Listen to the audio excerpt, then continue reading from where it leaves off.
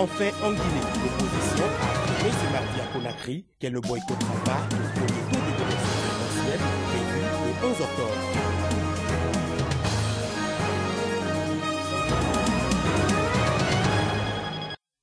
Merci de suivre cette session de l'information. Bienvenue, bonjour à toutes et à tous. Démarrons cette édition par le Burkina Faso. Le général Gilbert Diendéré et Djibril Ipen Bassolé, l'ex-ministre des Affaires étrangères de Blaise Compaoré, ont été inculpés pour attentat à la sûreté de l'État. Entendus par un juge d'instruction ce mardi, dans le cadre de l'enquête sur le putsch de l'ex-régiment de sécurité présidentielle, les deux généraux sont poursuivis pour 11 chefs d'accusation. Ils sont également accusés de collusion avec les forces étrangères pour déstabiliser la sécurité intérieure.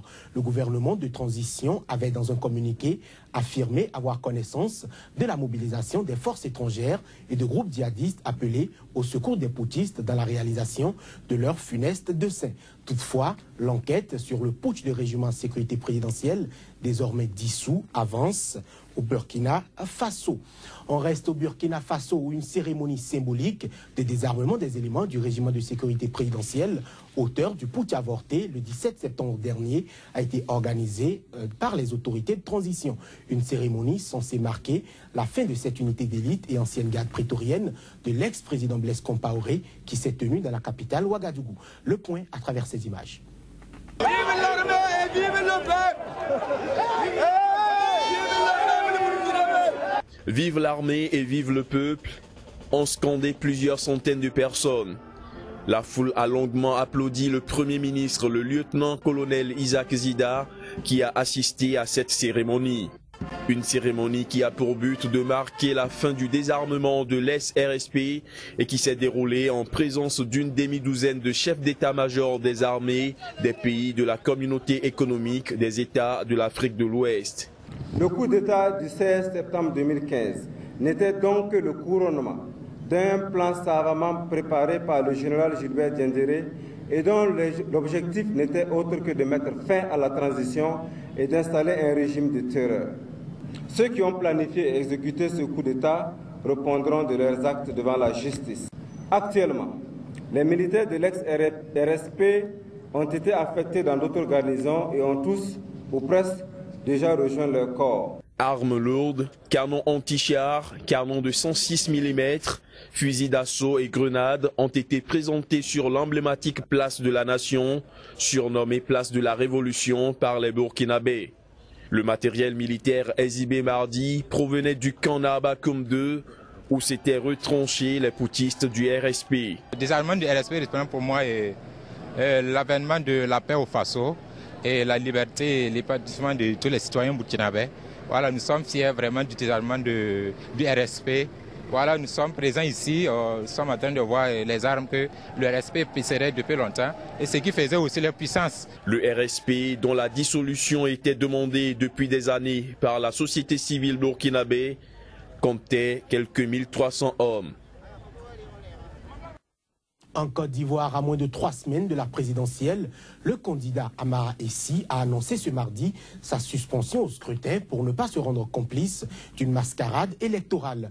Je suspends ma participation à l'élection présidentielle de 2015 et subordonne un éventuel maintien de ma candidature à la prise en compte effective des légitimes exigences démocratiques et républicaines du peuple de Côte d'Ivoire, a-t-il affirmé dans un communiqué. Amara Essi, ancien ministre des Affaires étrangères de Côte d'Ivoire, a également estimé que la présidentielle, dont le premier tour doit se tenir le 25 octobre, ne s'annonce ni ouvert ni régulier. Le président ivoirien sortant, Alassane Dramane Ouattara, fait figure de grand favori pour ce scrutin, jugé crucial pour la stabilisation du pays après la crise post-électorale de 2010-2011, épilogue sanglant d'une décennie de tensions politico-militaires.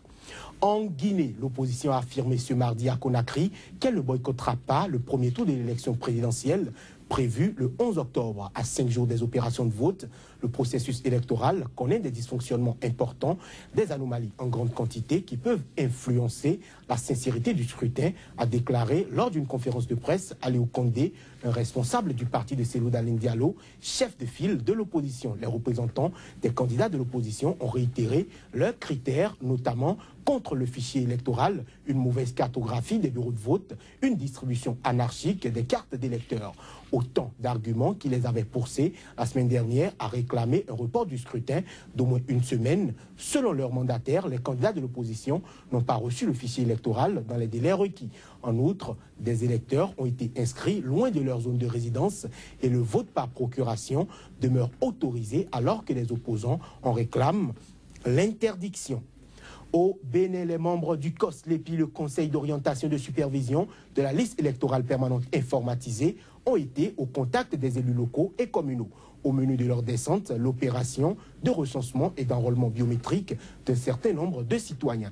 Plus de précisions avec le président du COSLEPI, Augustin Awanvoebla, c'est sur des propos recueillis par Joël Yetonji et Floris Dossa. L'objectif principal de notre arrivée, c'est d'informer du démarrage prochain, le samedi prochain, du recensement et de l'enrôlement biométrique des citoyens qui ont fait des réclamations devant la Cour constitutionnelle et qui ont été rétablis dans leurs droits. Et nous sommes arrivés avec tous les documents des extraits pour leur permettre l'affichage afin qu'à partir du samedi, ces populations-là aillent vers nos équipes qui seront déployées. Ce que nous faisons, ça ne concerne pas tout ce qui se trouve sur le fichier électoral national. Ça concerne ceux qui pensent que en regardant sur leur carte d'électeur, ils n'ont pas leur nom, prénom ou autres données sont mal écrites. Et ils iront corriger simplement. Donc on ne demande pas à toutes les populations de se ruer sur là où on a fait l'affichage. Non. Il suffit de regarder sur sa carte d'électeur distribuée cette année même et de constater que si ça va, on n'a pas besoin de se déplacer. Et je peux vous dire, sur 1000 personnes, à peine 5 en moyenne sont concernées. Donc sur toute l'étendue du territoire, il n'y a pas grand-chose à faire.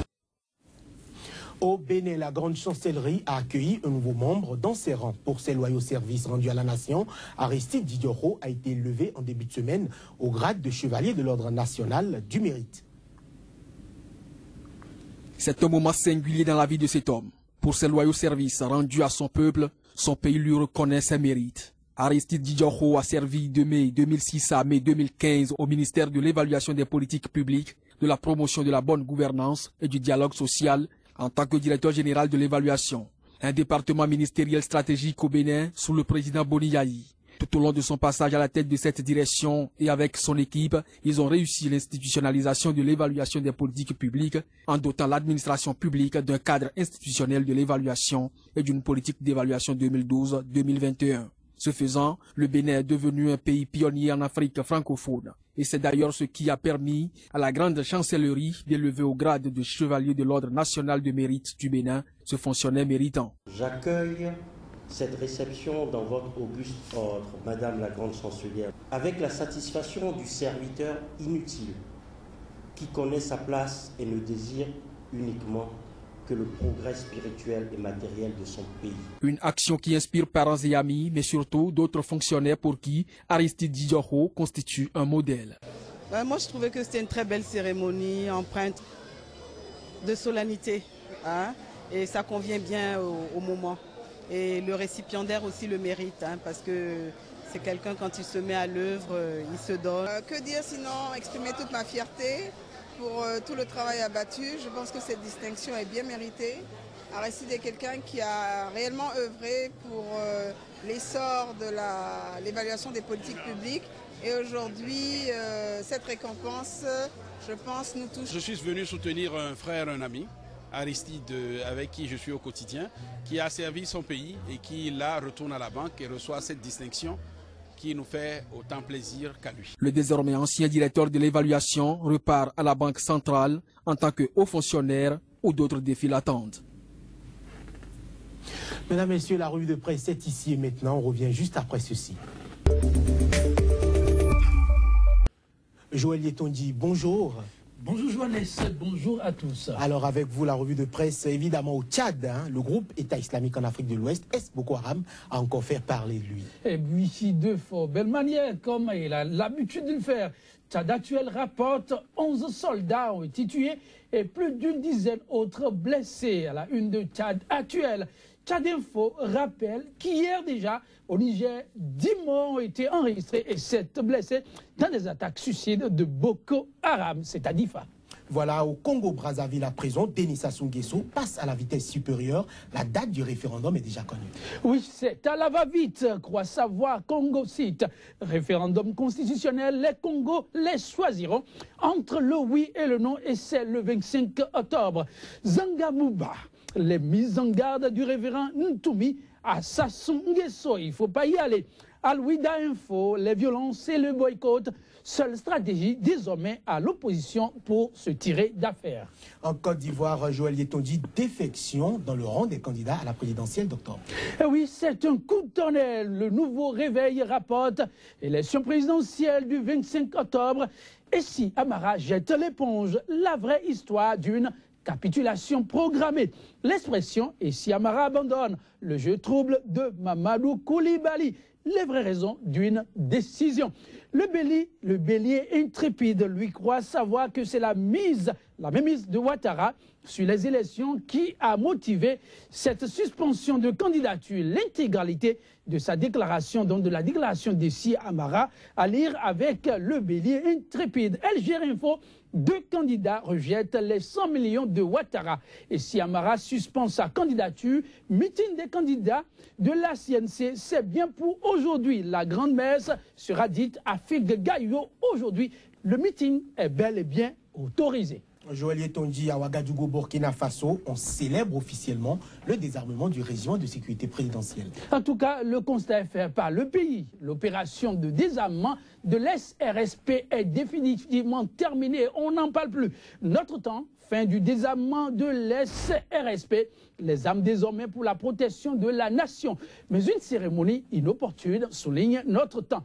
Les dernières nouvelles du Faso par rapport au désarmement, fin du désarmement, tourner une page douloureuse de notre pays, suggère le quotidien. Au Bénin, pour finir à la une, on parle plutôt de bras de fer, magistrats, gouvernement. Ah oui, le sujet a plus que préoccupé. Nous démarrons avec Cocorico Info, le gratuit béninois. Après un mois de débrayage, l'UNAMAB suspend sa motion de grève. Le quotidien nous révèle qu'une décennie de décentralisation au Bénin, la gouvernance locale est à l'ère de l'évaluation. Grève de la magistrature, au niveau de la magistrature, le confrère de la matinée revient là-dessus. Le gouvernement entend finalement raison, l'UNAMAB suspend sa motion de grève, toujours avec les magistrats. Le confrère de la matinée souligne, pour manque de toge, les nouveaux magistrats toujours sans investiture et sans service. L'UNAMAB s'indigne et interpelle à nouveau le gouvernement. La presse du jour, fin de la grève des magistrats, les tribunaux reprennent vie dès demain jeudi. L'UNAMAB reste cependant vigilant. Respect des principes démocratiques au Bénin, dernier test, grandeur nature pour Thomas Boniaï. Joël Yetonji, merci.